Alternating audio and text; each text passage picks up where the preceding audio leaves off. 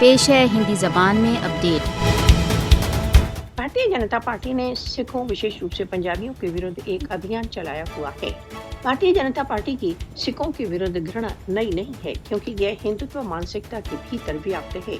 Operation blue star के पश्चात संघ परिवार ने सिखों के व्यापक नरसंहार में महत्वपूर्ण भूमिका निर्वाह की। भारतीय जनता पार्टी हिंदुत्व नीतियों के विरुद्ध स्थान बनाने हेतु जानबूझकर सिखों को एक ओर करने हेतु गड़बड़ी उत्पन्न कर रही है। मोदी फ्लाईओवर में फंस गया। भारतीय जनता पार्टी ने आरोप लगाया है कि पंजाब सरकार ने जानबूझकर प्रधानमंत्री को हानि पहुंचाने के लिए परिस्थितियां उत्पन्न की। पंजाब फ्लाईओवर में मोदी के कन्वॉय के फंस जाने के पश्चात से सिखों को रक्तपात की धमकियों का सामना है। Bharatiya Janata party Twitter handle से 1984 के सिख हत्याकांड को दोहराने की अपील कर रहे हैं।